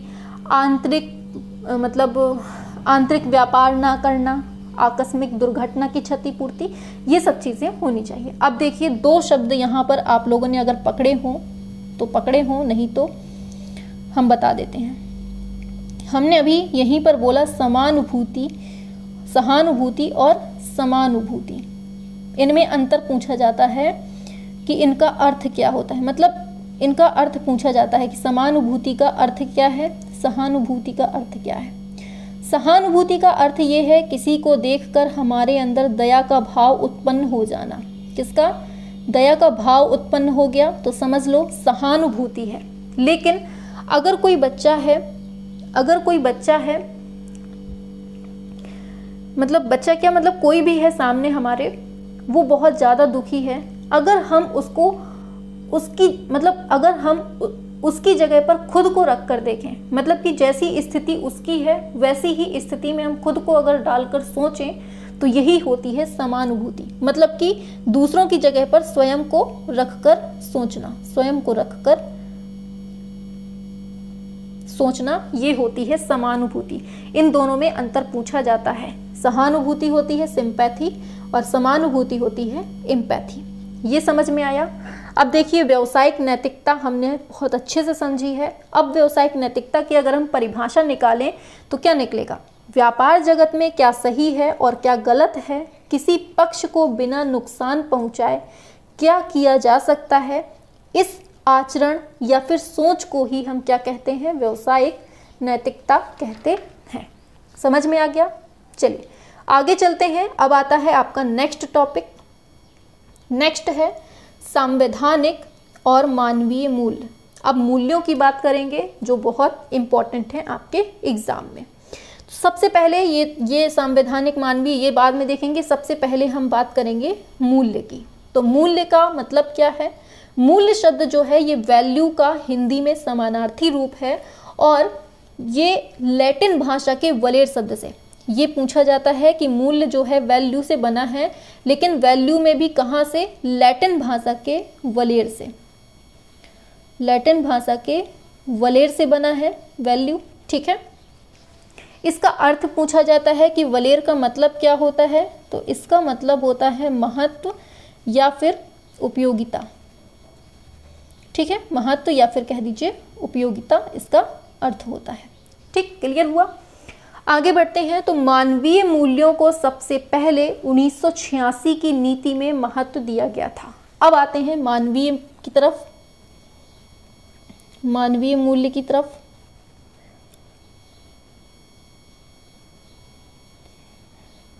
इसको समझते हैं। तो मानवीय मूल्य में क्या हमने बताया कि सबसे पहले इसको 1986 की नीति में महत्व दिया गया और एनसीईआरटी ने टोटल कितने मूल्य बताए हैं? एनसीईआरटी ने टोटल 83 मूल्य बताए हैं, याद रखना है। और भारतीय दर्शन के अनुसार अगर मूल्य की बात की जाए, किसके अनुसार? भारतीय दर्शन के अनुसार मूल्य की बात की जाए तो यहाँ इन्होंने 4 मूल्य बताए हैं। कितने मूल्य? 4 मूल्य बताए हैं। कौन कौन से? चारों मूल्य आपको याद होने चाहिए। धर्म, अर्थ, काम, मोक्ष। ठीक है। अब जो ये धर्म, अर्थ, काम है, ये तीनों आपके कैसे हैं? सांसारिक हैं। जबकि चौथा ये जो मोक्ष है, ये आपका पारलौकिक मूल्य है। ये आपका कौन सा है? सांसारिक है, जबकि ये पारलौकिक मूल्य है। ठीक है। ये चारों किसने बताए हैं? भारतीय दर्शन के अनुसार है। अब चलते हैं आगे। पूछा जाता है कि भारतीय दर्शन के अनुसार मूल्य कितने हैं? 4। एनसीईआरटी के 83। मानवीय मूल्य को कब मिली? 1986 में। मूल्य शब्द किस भाषा से लिया गया है? लैटिन के वलेर शब्द से। इसका अर्थ क्या होता है? सब कुछ पूछा जाता है। आगे चलते हैं। अब पूछा जाता है कि व्यक्तित्व, मतलब कि व्यक्तित्व का मूल आधारित वर्गीकरण किसने किया है? पूछा कैसे जाएगा? यहीं लिख देते हैं कि व्यक्तित्व का मूल्य आधारित वर्गीकरण किसने किया है? वर्गीकरण हेडिंग डाल देते हैं। तो इसमें एक नाम आता है स्प्रेंजर का। किसका? स्प्रेंजर का नाम आता है। इन्होंने जो है ना व्यक्तित्व का मूल्य आधारित वर्गीकरण किया है। और कितने बताए हैं इन्होंने? 6 मूल्य बताए हैं।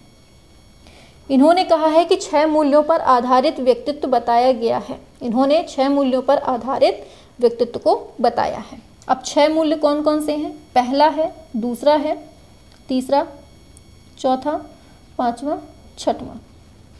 समझिए। पहला है आपका राजनैतिक मूल्य, दूसरा है आपका सामाजिक मूल्य, राजनैतिक मूल्य, सामाजिक मूल्य, राजनैतिक, सामाजिक, धार्मिक मूल्य,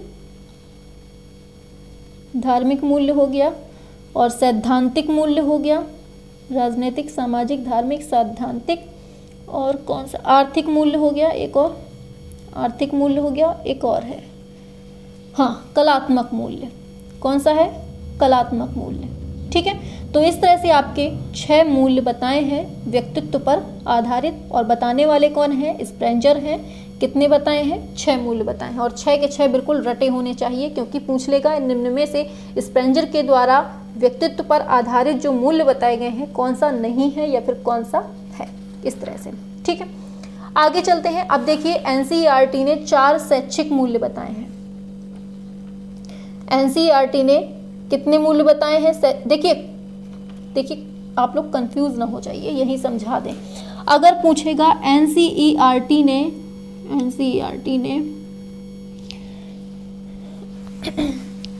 चलिए, एनसीईआरटी ने कितने मूल्य बताए हैं? टोटल मूल्य बताए हैं 83। लेकिन अगर उसने पूछा है कि शैक्षिक मूल्य कितने बताए हैं इन्होंने, एनसीईआरटी ने शैक्षिक मूल्य कितने बताए हैं? तो ये बताए हैं 4। अब कौन कौन से? पहला हो जाएगा श्रम, दूसरा हो जाएगा सफाई एवं सच्चाई, सफाई एवं सच्चाई, एंड तीसरा हो जाएगा आपका बंधुत्व एवं भाईचारा, बंधुत्व एवं भाईचारा। 3 हो गए। चौथा कौन सा है? समानता एवं सहयोग। यही लिख देते हैं।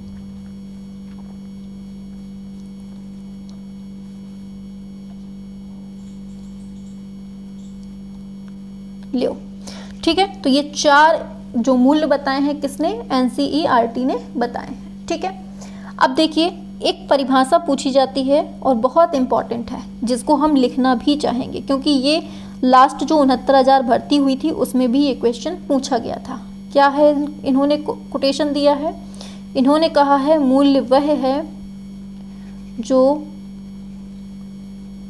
मानव इच्छाओं की तुष्टि करे। ये किसने कहा है? अर्बन महोदय ने कहा है। और बेहद इंपॉर्टेंट है, लास्ट ईयर एग्जाम में पूछी जा चुकी है, हो सकता है रिपीट हो जाए, इसलिए याद रखना है, ठीक है। अब देखिए एक क्वेश्चन पूछा जाता है कि जो भारतीय परंपरा है उसमें मूल्यों को क्या कहा गया है। जो अपनी भारतीय परंपरा है उसमें मूल्यों को क्या कहा है, उसमें मूल्यों को पुरुषार्थ कहा गया है। क्या कहा गया है, पुरुषार्थ कहा गया है, ये भी दिमाग में रखना है। आगे पूछा जाएगा, अब आता है संवैधानिक मूल्य। अब यहाँ से पूछा जाता है संवैधानिक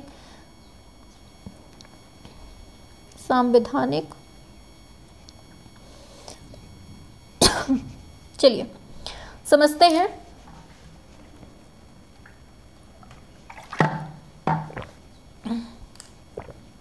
चलिए तो इसमें क्या है कि दुनिया का प्रत्येक संविधान कुछ आदर्शों और सिद्धांतों पर टिका होता है, इसे ही संवैधानिक मूल्य कहते हैं। संवैधानिक मूल्य पूछा जाता है, इनमें से कौन है कौन नहीं है ये याद रखना है। तो संप्रभुता, धर्म, सुन लीजिए केवल, ठीक है। संप्रभुता, धर्मनिरपेक्षता, अभिव्यक्ति की स्वतंत्रता, राष्ट्रीय एकता, अस्पृश्यता का अंत, बंधुत्व, समाजवाद, सहिष्णुता, प्रजातंत्र, न्याय, ये सब कौन से मूल्य हैं, अपने संवैधानिक मूल्य हैं। ऐसे ही पूछा जाता है मानवीय मूल्य। नेक्स्ट कौन से आते हैं, मानवीय मूल्य। हम केवल बोल देंगे, आप लोग सुन लीजिए, ठीक है। बस आपका खत्म ही होने वाला है, लास्ट चल रहा है, बस 5 मिनट में खत्म। तो मानवीय मूल्य में क्या है, आस्तेय, अहिंसा, सत्य, ईमानदारी, पारदर्शिता, जवाबदेही, निंदा, हिंसा, वचनबद्धता, समय पालन, मानवता, परोपकार, सहानुभूति, प्रेम और समानुभूति, धैर्य, अपरिग्रह, विनम्रता, ये सब आपके मानवीय मूल्य हैं। अब बहुत इम्पॉर्टेंट फैक्ट यहाँ से बनता है कि मूल्यों के जो स्रोत हैं वो क्या हैं। हमारे अंदर मूल्य कहाँ से आते हैं, मूल्यों के स्रोत मतलब हमारे अंदर जो मूल्य आते हैं वो कहाँ से आते हैं। पूछा जाता है कि क्या मूल्य को सीखा जाता है, बिल्कुल नहीं, मूल्यों को सीखा नहीं जाता है, वो अपने आप से ही अर्जित हो जाते हैं, ठीक है, याद रखना है। और समाजीकरण के द्वारा ही अर्जित होते हैं। अब देखिए पूछा जाता है सबसे पहले जो मूल्य का विकास होता है वो कहाँ से होता है, परिवार से, विद्यालय से, धर्म से, समाज से, कहाँ से होता है। तो आपको लगाना है सबसे पहले जो मूल्य का विकास होता है वो परिवार में होता है, फिर बच्चा जाता है विद्यालय में, फिर बच्चा जाता है विद्यालय में, फिर वहाँ मिलता है उसको समाज से मिलता है, ठीक है। फिर जो बचा कुचा होता है धर्म से मिलता है, व्यवसाय से मिलता है। तो इस तरह से मूल्यों का विकास होता है, ठीक। अब पूछा जाता है मूल्य ह्रास हो रहे हैं आजकल जो है अपने मूल्यों का हरासमेंट हो रहा है, हेरसमेंट हो रहा है। तो क्यों हो रहा है, लोगों में अकेलापन है, इसलिए एकल परिवार हो गए हैं, सोशल नेटवर्किंग का बहुत ज़माना आ गया है इस वजह से, और जीवन शैलियाँ बदल चुकी हैं, मादक पदार्थों का सेवन हो रहा है, इसलिए हमारे जो मूल्य हैं वो बिल्कुल से खतरे में है, ठीक है। अब मूल्यों की विशेषताएं पूछी जाती हैं, यहाँ से समझिएगा, यहाँ से क्वेश्चन पूछा जा चुका है, मूल्यों की विशेषताएं क्या है। तो सबसे पहला याद रखना है, मूल्य जो होते हैं ना वो सार्वभौमिक होते हैं। कैसे होते हैं, सार्वभौमिक होते हैं, ये याद रखना है, रट के रखना है। और मूल्य अलग अलग परिस्थितियों में अलग अलग होते हैं, ठीक है, एक जैसे मूल्य नहीं रहते हैं। मूल्य हमारे मार्गदर्शक होते हैं, मूल्य समाज द्वारा निर्मित होते हैं और इनका कोई मूर्त अस्तित्व नहीं है, अमूर्त होते हैं, याद रखना है। और मूल्य एक आदर्श अवस्था है जिसे कभी भी पूर्णता से प्राप्त नहीं किया जा सकता, ठीक है। तो ये 4-5 पॉइंट हमने आपको बता दिए। तो यहाँ से आपकी जीवन कौशल कंप्लीट हो जाती है, ठीक है। हमने एक ही क्लास में आपको जीवन कौशल पूरी कंप्लीट कर दी है। अब हम आपसे 5 क्वेश्चन पूछते हैं लास्ट में, जिसका आंसर आपको नीचे कमेंट बॉक्स पे देना है, ठीक है। पहला क्वेश्चन है आपका, अभिप्रेरणा का ERG सिद्धांत किसने दिया, ये बताना है, ठीक है। दूसरा क्वेश्चन है, अभिप्रेरणा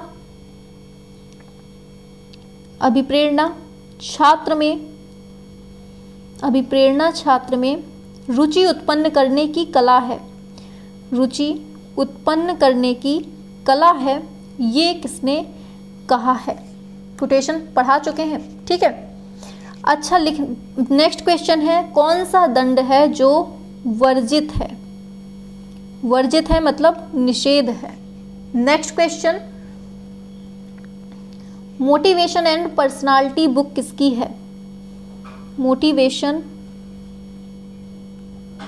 एंड पर्सनालिटी, ये बुक किसकी है? नेक्स्ट क्वेश्चन है, एनसीईआरटी ने कितने शैक्षिक मूल्य बताए हैं?